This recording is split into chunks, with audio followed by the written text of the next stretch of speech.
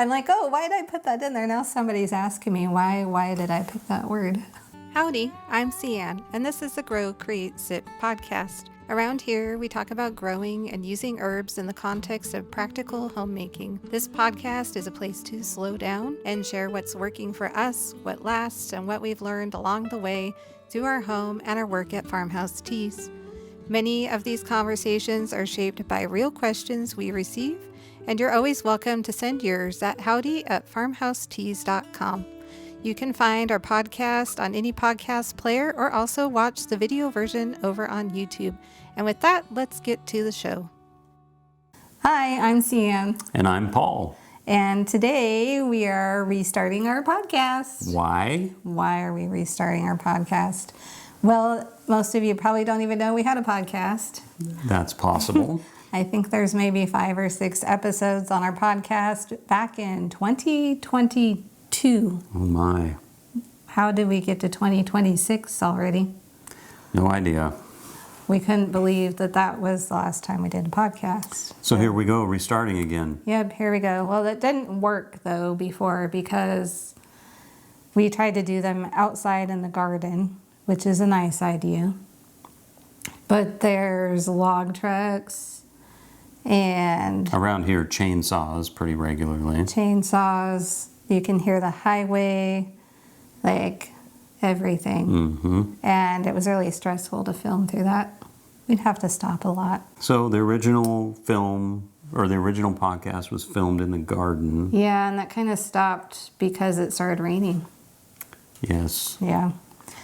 And the garden works great around here about half of the year. right, because we're in rainy Oregon for like 8 to 9 months of the year. Yeah. So that didn't work. And then this space that we're in now was not available. Well, that's true, because in 2022, we were still operating the processing and packing business up here. So for those of you who maybe are seeing this for the first time, we are the owners of Farmhouse Teas, and our business is production of loose leaf teas and organic herbs, and very production minded. Educating is kind of our secondary thing. Mm-hmm. So this space is above our garage, and we were using it to process all of the teas and to run our business, and it was a little chaotic up here. Yeah, it's only about 600 square feet up here, and it was great in the beginning when we were very small, but we quickly outgrew that and needed a new solution because everything up here started to spill out and to other places. Boxes everywhere and totes and tea, and we were kind of running into each other trying to get the work done. Yep. It was pretty stressful to have all that crammed in here. But since then, we've moved out to our shop in town, and we operate all the packing and shipping and everything out of there. And this space up here above the garage, it was empty. Opened up. So. And we built it just for that intention. Was the space for our business, so we weren't really sure what we were going to do with that space. Yeah, so it sat empty up here, well, with a few odds and ends of furniture for several months while we pondered over what to do with it. 6 to 8 months. So when we've been down there, it'll be coming up on 2 years. 2 years later in the spring. Yep. So over time, I decided to commandeer this corner from my harvest kitchen. Yep. Yep, and make it my own little space. And we've been doing YouTube videos off and on for that 2 years. And it just occurred to us, hey, we could do a podcast in that space too. And then maybe we can move out to the garden when the weather gets good. Yeah, that's an idea, except for all the log trucks. Yes. There's that. We'll see. Well, so what's our goal this time around now that we've restarted? Oh, now that we're restarting the podcast, what's it look like? It looks like just a calm, cozy conversation between us. Okay. No, that doesn't. It sounds funny to you. Just a chit-chat about all the things that we do, the herbs, the tea questions that we get from everybody. We'll address and have a Q&A section. So if you have questions, make sure you email in to us and let us know. So we'll just keep answering questions and stuff as the blogs proceed. Yeah, we'll have a topic every time that we kind of talk about. Like this time, we're just kind of reintroducing ourselves because it's been such a long time, and maybe we have a bunch of new people here actually, so that aren't seeing it. What we're not going to do is, this isn't a technical tutorial thing. We're not going to like give out. He smiles because he says Cian's not really a technical tutorial person. That's right. Well, and that's part of this, is that we're just real. We're not going to embrace perfection here. Okay. We do it like pirates, huh? Yeah. You might have to explain the pirate thing. That's how she cooks. She cooks like a pirate. So if you ask for a recipe or instructions, you're not going to get any. So that's where the term pirate comes from. It's just guidelines. Yeah, they're guidelines. Yes, so I take not recipes and use them as guidelines. Yes. And overarching, arching. I guess. I don't know. See, this is real and raw right here. Methods. It's about general ideas and methods. And then we can, get into the nitty-gritty on blog posts where I force myself to write recipes. Yeah. Yeah, that work with plenty of ideas that they could pirate the recipe with. And by the way, this is really difficult for me because sometimes I'll get asked to help in the kitchen and I'll ask, well, where's the recipe? And it'll be like, well, hang on a minute and I'll get you one. And then she goes into the blog or something and pulls up a recipe and hands it to me, and then I'll say, you really want me to use sugar in here? Well, no, you're supposed to use maple syrup. But what's the measurement? Well, I don't know. Well, you can swap it out. What? The sugar and the maple syrup.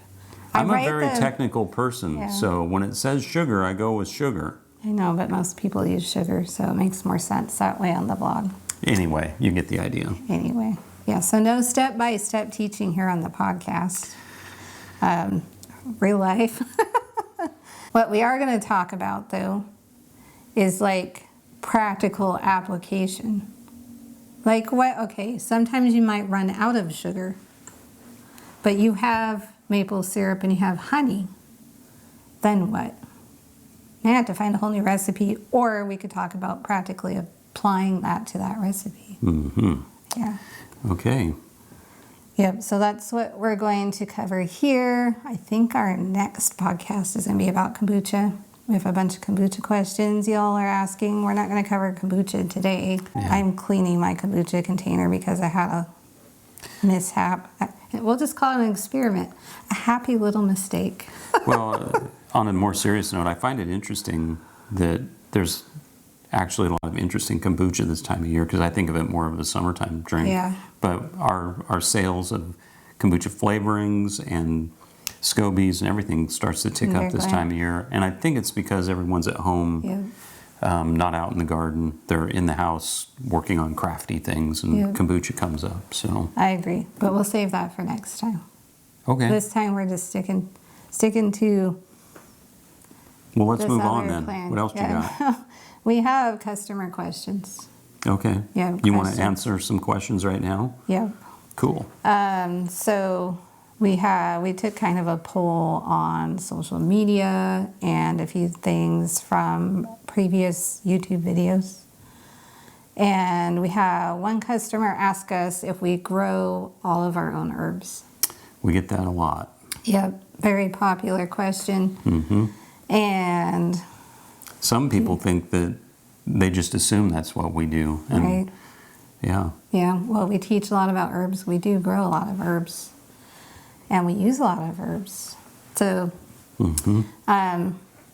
we started out a very tiny company growing some of our own herbs. We used to grow bachelor buttons. Yep. And calendula. What other things we used? Blackberry leaf. We wild harvested. Mm-hmm. And where we live, there's tons of blackberry. You can't get rid of them. Yeah, it's like a weed. Yep. Wild harvest is like an inside joke, I think. So we used to. but we have under 2 acres that our homestead is on.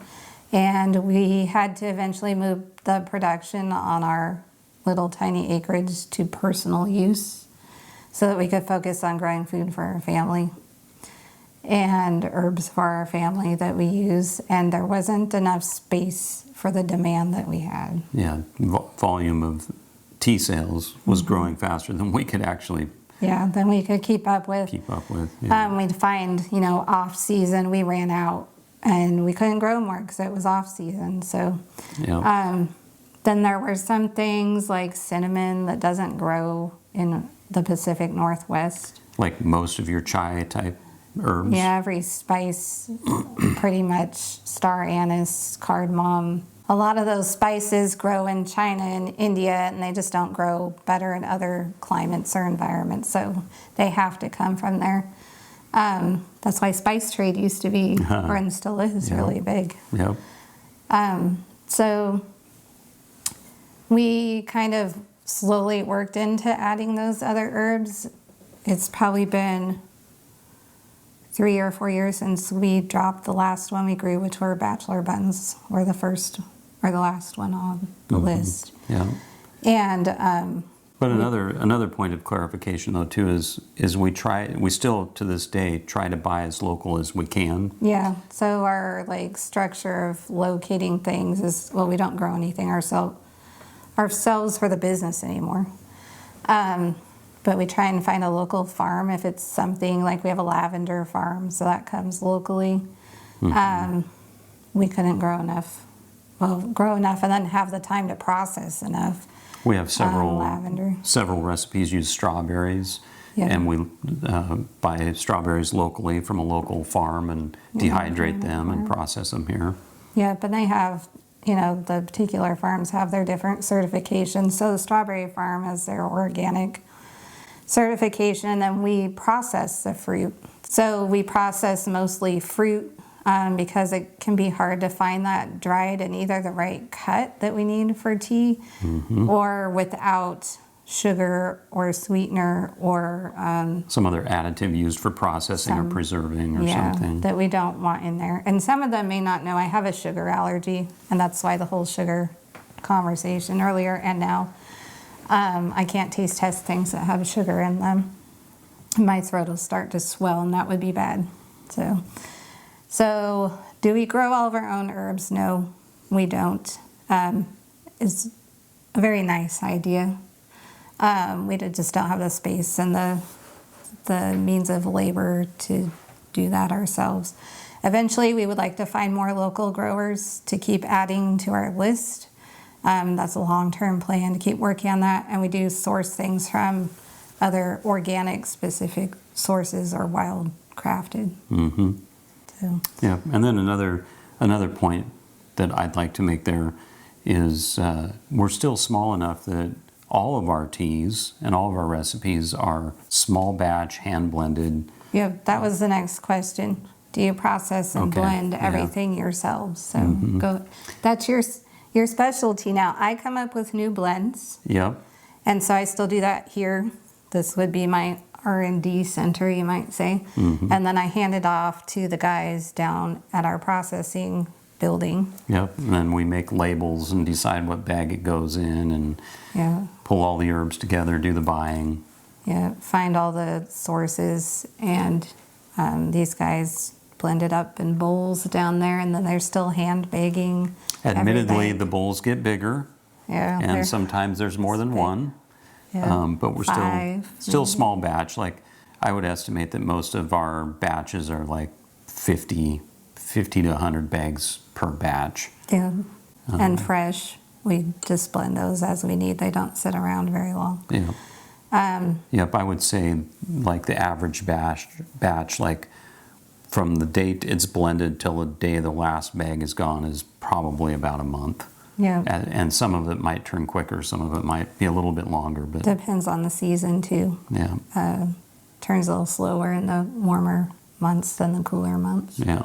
So everything's about as fresh as you can get it. So, and also that's one of the keys to the quality of our tea. Yep, and our family, every member helps with the business. Yep. We have a couple other people who help us with things like videos. And some of Customer you, service. yeah, may have met Shalon over at customer service. So we're still very small, tiny but mighty. Yep. We have one more question for today that a customer sent in response to one of our Wellness Wednesday emails about New Year's. Yeah. So the last question is a question about a word. You know nothing about this probably because I'm the one that writes the emails and it's my word. Yeah. So the word is courage. Somebody wants to know what we mean by courage. What we mean by courage. Okay, so there's a trend, I'll explain so you know, Okay. where people pick a word for the year. I see. And I was trying to pick a word. Now, is this like a social media trend? It might be. Because if it Not is, really that would sure, explain yeah. why I wouldn't know You're anything not really about on it. social media. Yeah. Yeah, I think so. So, you set New Year's resolutions, and I think maybe people get discouraged by the complexity of like writing it all out and organizing it. So I think it got pared down to one word. That or so like social media, like 6-second attention span rule, where you just have one word. So my word is courage. Then I have to have some courage to explain it. So I'm like, oh, why did I put that in there? Now somebody's asking me why did I pick that word? yeah, and so where did you post this somewhere? Like my word is courage. No, I didn't. No. Didn't put it on social media. It's just All on our right. email Just list. an So now email. it is Okay. though because we're in YouTube land. Here we go. Yes, this is also on YouTube. I'm looking at my notes because I was trying to figure out how to explain courage. Is to not hustle. I know that doesn't fit me because I hustle. I'm just curious. Can you draw a connection for me between hustle and courage? Because it seems a little fuzzy to me. Okay, so the courage to not do something. Like what? Cram some more in. Cram some more in. To not take on new projects. I have too many ideas at one time. They don't come out. So this would be like leaving a blank wall. Yeah, that. Not filling the wall up with Sian doesn't pictures. like blank walls. Do you see this? No blank wall. If you see blank wall, then I might have to go back to Hobby Lobby. Anyway. Well, like try not to do a bunch of new projects and just focus on ones that already are there and need some attention. Mm-hmm. We have lots of those. Yeah. Also, to let somebody else do it for me. Yeah. Because there's a lot. Yeah. Like we talked about, it's us running the whole business, and then we have a couple of helpers. We're trying to add some more helpers because, it's just like maintaining instead of like improving. Well, you get to a certain point where doing it yourself is only getting you so far. And Right, we can't reach as many people and help as many people learn about how simple herbs can be in the home and not overwhelming because we're spread too thin ourselves. Yeah. Yeah, so courage for that. Just every day keep going because I like things to change sometimes and they can be really repetitive. Mm-hmm. Like the mundane. So keep going with the grind. Stay on the treadmill. Yeah, get up and keep doing it again and again and again. Maybe not treadmill, but just consistency. Mm-hmm. That's not my forte. And then this podcast is like showing up imperfectly. So what's imperfect about our podcast? What's imperfect? Well, today I have a broken toe. Well, and nobody can see that. I know. But I had to get up the stairs and make it up here. So I'm myself am imperfect right now.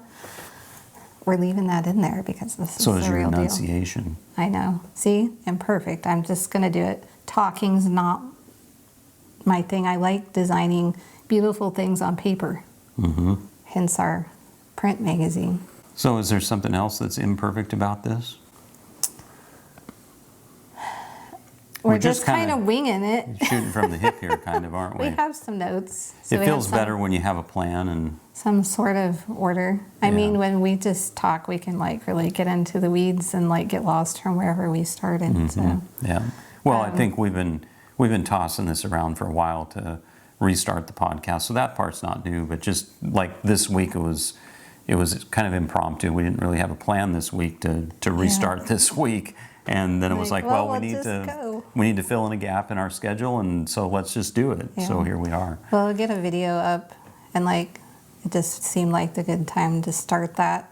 Yeah. We were inspired by our blooper video. If any of you have seen that, where we kind of sat here and watched our bloopers from the previous year, and I'm like, oh, well, that's like a podcast, so we could just start it again in this space. Yeah. So that's kind of the word courage, and where it comes from is fighting through things like broken toes and doing it anyway. Mm-hmm. Maybe moving into some areas that you're uncomfortable with or not looking forward to. Handing things off that maybe I like to do, but I don't have all the time to do all the things, so I have to pick something. Yeah, it can be nerve-wracking when you're a creator and you're really tied to the thing that you've created. He knows my attachment. Yeah, and then just to pass it off to somebody else. It really needs to be the right person so that you have the confidence that what you've created is going to come out the other end still looking the same. So. Yeah, we don't want to lose our identity. Right.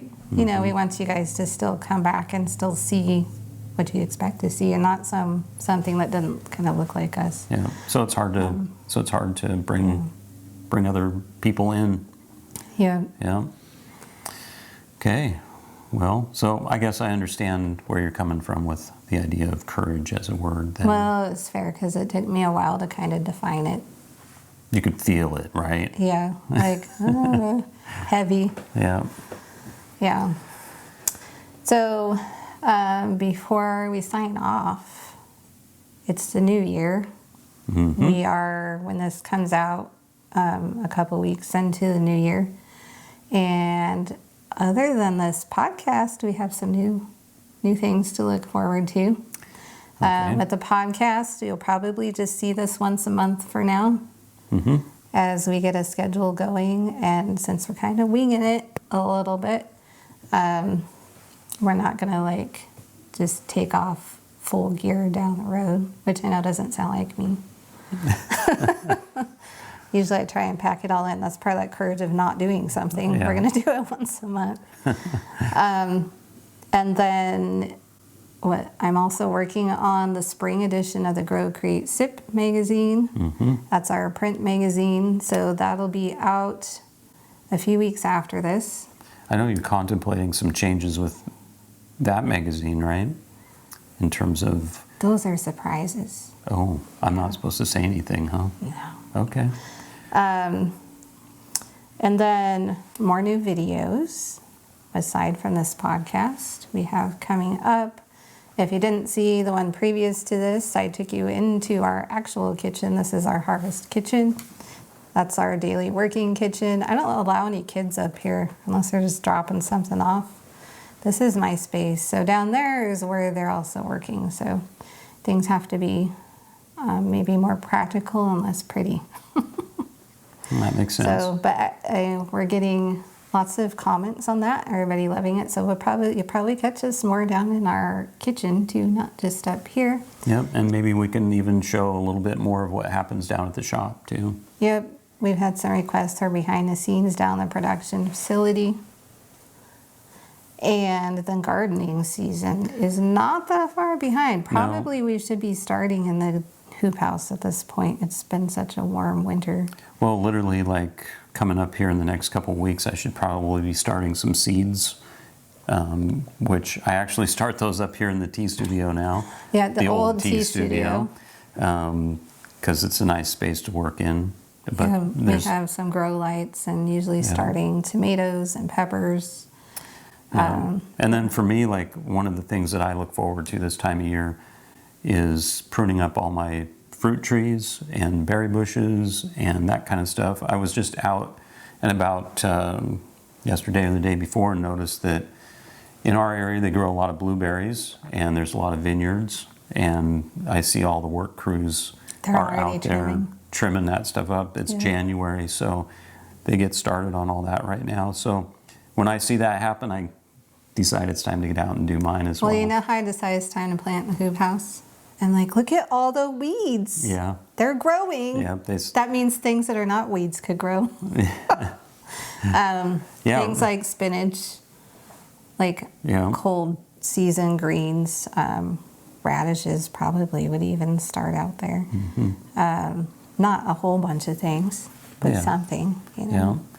Well, if you look outside right now, and this is something that a lot of the country doesn't see, but our grass is as green as it's ever going to be right now. Like Ireland. Yeah. So maybe greener than Ireland out there. Call us the Green Isle. Yeah. Now, I grew up in Wyoming and Montana, and out there the grass is brown. It's frozen and dead right now. Yeah. And out here it's like, I was just looking yesterday and I was thinking, man, need to get the lawnmower out, you know. Right. But it's been warmer and wetter this year, but still, it's always green really like wet. this. Yeah. No snow, hasn't been that cold. Yeah. So that's coming up. Yep. Yeah. Yeah, so lots of exciting things. Well, I remember last year I was looking at some of the medicinal herbs and thinking about starting some of those things that we haven't got here. And some of them literally you need to start in January. They have to be cold stratified. Yeah. So they like to be cold, and they just basically, it's not hibernate, but, start. It triggers that biological reaction that it needs. Not orienting, call it you change back and forth slowly. Yeah. And we never seem to get that done. You can do that in the refrigerator anytime. Yeah. But nature does it. Yep. Just in the winter. Yeah, so you want to do your cold stratifying and then starting those seeds early so that they have a chance. Yeah, we probably should get on that. Yeah. Well, I've always thought about doing slicing onions, like from seed all the way to, it takes forever. So mostly we just do starts, in the spring. But I've read that if you start beginning of January and start you sprouting your seeds for your onions, you can get them to go all the way and get them done. We should do that because the seed I get doesn't seem to work as well. It'd be nice to do it from scratch. Not the seed. Did I say seed? The starter bulbs. Yeah. Sometimes that doesn't go as well either. But onions are tricky. They got to be nice and warm, and that's usually our problem is the cool springs. And wet. Cool and wet. Yeah. Anyway, gardening's coming up, and I got other projects too. Just to mention, like I want to move those strawberries out of the hoop house. I know they're taking up space, and they kind of need get extra sun in there though. Yeah.